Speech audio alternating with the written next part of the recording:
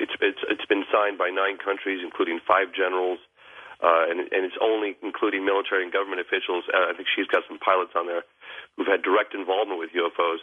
Symington has signed it, but asking for an international exchange of information. In other words, a reopening sort of UFO investigations, and I really think that's gonna get some traction because we've got some.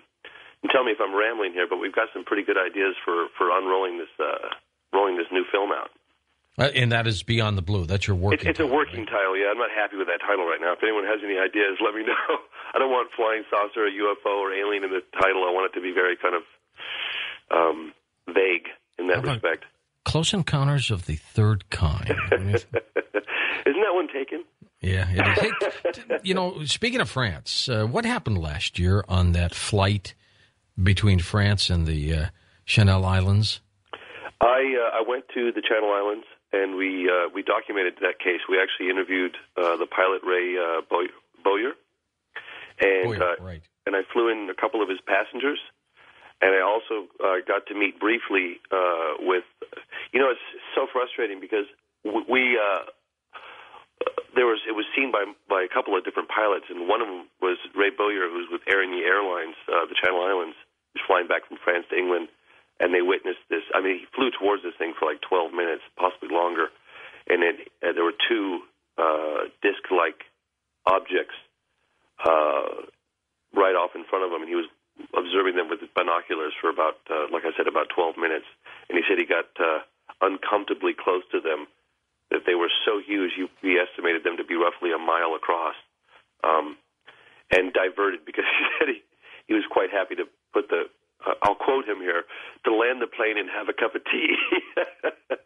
And I interviewed the witnesses who'd seen it. But I kind of delayed the whole trip by a week, and I had to kind of stand around in Paris. I should be so lucky, but we had to wait in Paris, which was rather expensive with a whole camera crew, an extra week because the other pilot that witnessed this with I think it was Blue Island Air, was tangled up in Germany and was going to be back a week later. But by the time I got to the Channel Islands, word got out that we were coming, and the his airline company, asked him if he enjoyed his job not to talk with us. See, they threaten you that way.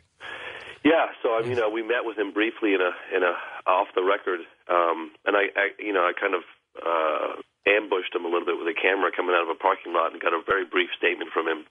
But unfortunately, we didn't get it on camera. But we did get it on camera with Ray Bowyer. We met. We went to spent some time in the community in the Channel Islands, in Guernsey. Like I said, we met with a couple of the passengers that confirmed with us, and there's some analysis taking place with the radar right now. Well, you have been doing this for a long time now. What drives you, James Fox? What pushes you?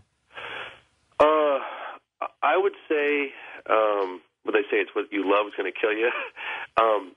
I really want to clearly establish on a global level in mainstream media that the phenomenon is real and that it is happening worldwide. And I think that if I could maintain a fairly conservative position and just deal with high-ranking military and government officials and don't make any claims that I can't back up, not to say that my personal viewpoints don't exceed what the film talks about, because I get castigated a lot in the UFO community because you need to talk about them. I'm not trying to preach to the choir here. I'm trying to penetrate a much larger audience, a much more mainstream audience, so we can really get this information out there. So I do tend to be rather conservative publicly, but I want to make a movie that gets theatrical release. We've got a great team of people behind us right now.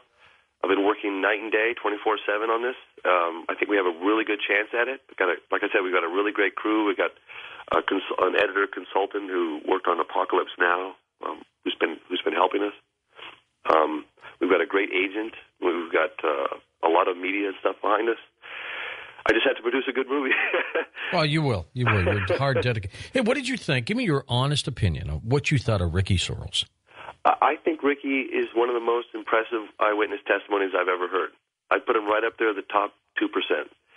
Just because he like I said, I mean, he didn't want to go on record at all with us. And when you spend time with the guy, he's like you said, he's your average Joe, and he's a down-to-earth guy. Down-to-earth guy. He never asked for this, never wanted it. He turned down everyone. Seeing it, he was bombarded by everyone for months, and he turned them all down categorically. I managed to meet him. Very fortunate to have met him through some people that I did that Larry King appearance the night before I ended up in Stephenville, and that kind of helped integrate me into the local scene there. And so, like I said, I met him, and his story off the record was just it was amazing. And he took me to the exact location, and Ricky was just at a loss for words to describe the metal and the fact that it didn't make any noise and the speed in which it took off. And I hear these stories time and time again. And the funny thing about it was we were interviewing a series of witnesses in Phoenix when I got the phone call that this thing had been sighted in Texas. Yeah, exactly. So, you hear these stories about, silent, it doesn't disturb the air, it doesn't make any noise. And Ricky actually told me that he felt that an airplane could have landed on this thing. That's how big it was. Gosh, well, I'm at odds with myself, James, because part of me says this is a black ops government program. We've got this technology. Maybe we reversed engineered it from some crashed saucer. Who knows? And then the other part of me says, no, it's extraterrestrial. It's coming from another planet, and they're here, and they monitor us. And I keep wrestling with myself back and forth about these objects. I mean, I believe we've been visited before. I believe we may have been seeded. But in this particular case, I keep fighting with myself on this. Well, it's interesting that one would fly a black op project over a community. I mean, not to say that it's impossible. I mean, I have to consider all options too. But one of the things that I talked to Jacques Patnay about. What were some of the more impressive cases that he looked into? And he talks about, and it's so funny, I'm a man of his stature and credibility, and he's so articulate, and he talks about beings. You're sitting there listening to this guy talk about beings. I'm going, beans? Did you just say beans? You talking about what? Beans? And that sort of takes you right over to the other side. It's like, okay, well, we can't, clearly make the distinction here between something that's terrestrial and something that's obviously, not. And you hear those stories, and I have a hard time with it too, George. But I think until someone can come forward and give us a conventional explanation to these craft that up to a mile across, they can accelerate from zero to infinity in the blink of an eye. Don't disturb the air. Don't make a sonic boom. And why are military jets chasing it? Well, that's a good point. If it's ours, why are they chasing it? And why, if they're going to fly it over a populated area, why would they harass witnesses that saw it? And, they don't harass people that saw the lights. And that's another thing is that another similar pattern that I noticed in Texas is in Phoenix, is that there seem to be these orbs. And, I'm sure a lot of you guys out there had seen Close Encounters of the Third Kind, Spielberg's piece. But they're the orbs that seem to they're scouter orbs or something. They seem to be seen at the same time as a large craft. Yes, witness. Good point. And that was the same case in Texas. I interviewed the constable, Leroy Gayton. He's a police officer there. And he talks about these orbs, and he said, these military jets were chasing after these orbs. And James, stick around. We're going to have Richard Dolan join us next hour, but I'd like you to stay with us for the hour and join in on the conversation. Richard will be with us also in the final hour to take your phone calls on this special UFO night. I'm George Noory, back in a moment on Coast to Coast AM. And joining us next, Richard Dolan, along with James Fox. Richard, of course, is a very special UFO investigator, and he published a 500-page study called UFOs in the National Security State. We'll be back with Richard and James in a moment on Coast to Coast AM.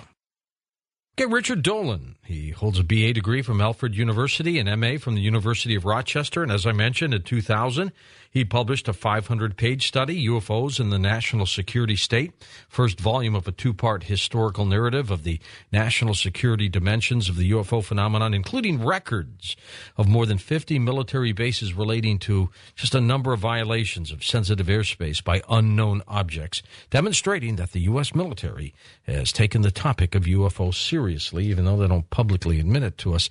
Here he is, along with James Fox, Richard Dolan.